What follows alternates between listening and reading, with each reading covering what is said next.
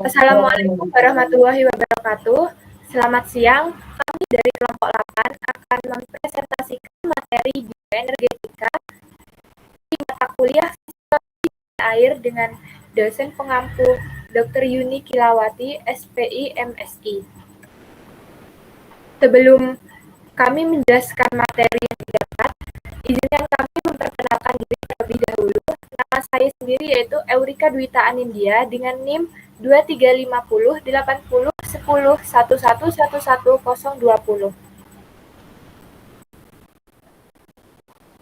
Dengan saya Ahmed Aldo Milanes Litonga dengan NIM 2350801011111024. Saya Hana Krisi Putri Karyono dengan NIM 23508010111022. Adapun materi kami pada siang hari ini yaitu yang pertama ada pengertian bioenergetika, yang kedua ada komponen bioenergetika, dan yang ketiga ada aplikasi bioenergetika. Baik, di sini saya akan menjelaskan tentang definisi bioenergetika. Bioenergetika merupakan bagian dari ilmu biokimia yang berhubungan dengan transformasi dan penggunaan energi oleh sel hidup, salah satunya yaitu pada ikan. Karena itu, bioenergetika merupakan bidang ilmu yang menjadi dasar berbagai macam mata pelajaran yang terkait dengan sistem kehidupan. Yang kedua yaitu komponen bioenergetika. Secara umum, komponen bioenergetika ini dapat dibagi menjadi 5. Yang pertama yaitu energi yang dikonsumsi, yang kedua energi yang terbuang lewat feses, yang ketiga energi yang terbuang lewat ekskresi nitrogen, yang keempat yaitu ekskresi yang digunakan untuk metabolisme, dan yang terakhir yaitu ekskresi untuk pertumbuhan. Saat makanan berada di lingkungan yang cukup, ikan tentu saja memenuhi kebutuhannya untuk memakan pakan yang ada. Makanan yang dikonsumsi ikan tersebut akan mengalami beberapa proses seperti pencernaan, penyerapan, pengangkutan, dan juga metabolisme. Namun, makanan yang masuk dalam tubuh ikan tidak semuanya dapat diserap oleh tubuh ikan dikarenakan beberapa faktor, baik faktor dari lingkungan ataupun dari tubuh ikan itu sendiri. Energi bebas yang dihasilkan dari katabolisme di tubuh ikan nantinya akan digunakan untuk proses penyusunan jaringan baru yang akan menunjang kelangsungan hidup ikan itu sendiri. Keseimbangan energi pada tubuh makhluk hidup, termasuk ikan, dapat dirumuskan dengan persamaan yaitu energi yang dikonsumsi sama dengan energi yang terbuang lewat feses ditambah energi yang terbuang lewat ekskresi nitrogen, ditambah energi yang digunakan untuk metabolisme, dan ditambah dengan energi yang digunakan untuk pertumbuhan. Komponen bioenergetika yang pertama yaitu energi yang dikonsumsi. Pada saat keadaan cukup makanan, ikan akan mengonsumsi makanan hingga memenuhi kebutuhan energinya. Kebutuhan energi ini dipengaruhi oleh stadia dalam siklus hidup ikan, musim, dan juga faktor lingkungan.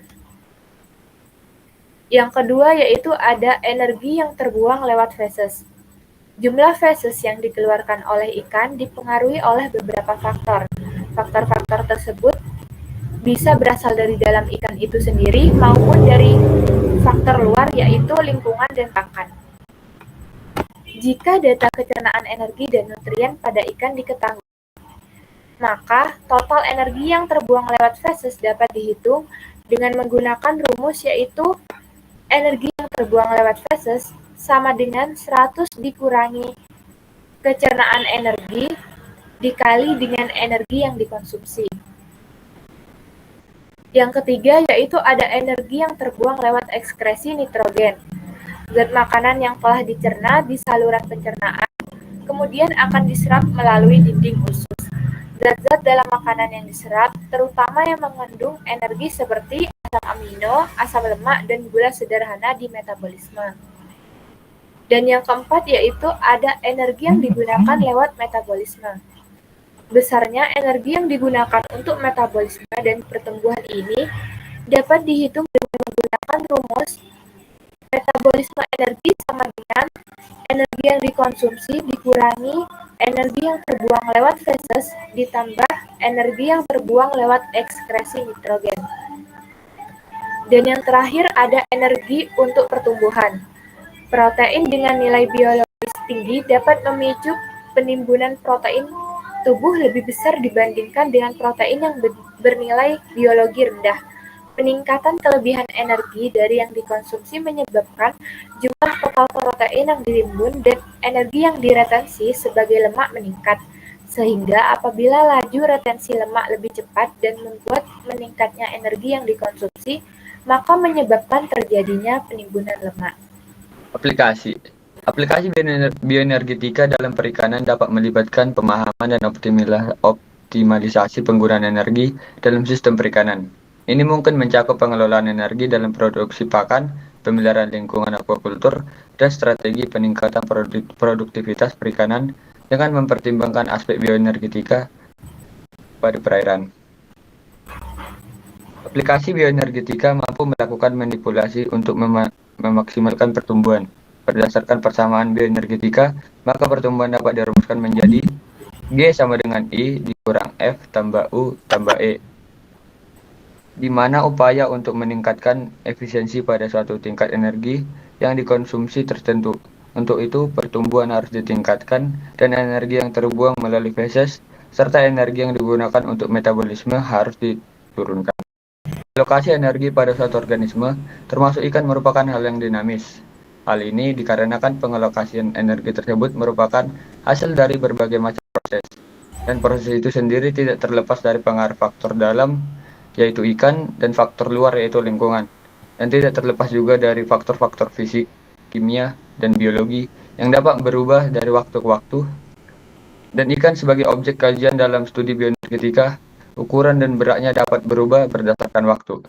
Terlepas dari adanya dinamika dalam hal alokasi energi, budidaya ikan bertujuan untuk memaksimalkan keuntungan. Salah satu pendekatan untuk mencapai tujuan tersebut melalui peningkatan efisiensi pakan. Semakin efisien penggunaan pakan oleh ikan, maka peluang tercapainya keuntungan akan lebih besar.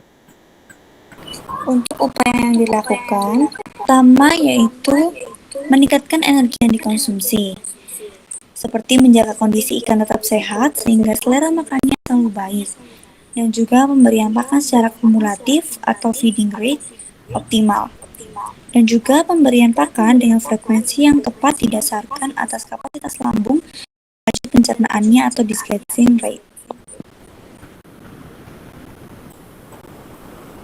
Upaya yang dapat dilakukan kedua yaitu dengan memperkecil terbuangnya energi lewat ekskresi nitrogen.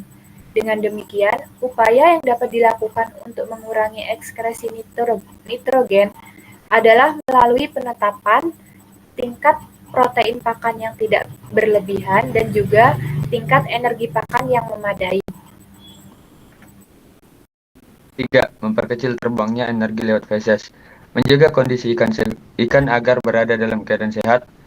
Dalam penyusunan ransum, hendaknya komposisi kimiawi dan kandungan energinya dikaitkan dengan stadia hidup ikan atau umur dan kategori ikan atau yaitu jenis-jenis ikan seperti karnivora, omnivora, atau herbivora. 4. Memperkecil pembelanjaan energi metabolisme upaya. Memperkecil pembelanjaan energi metabolisme. Pembatasan ruang gerak ikan yang disertai dengan pemasukan oksigen dan pakan yang memadai.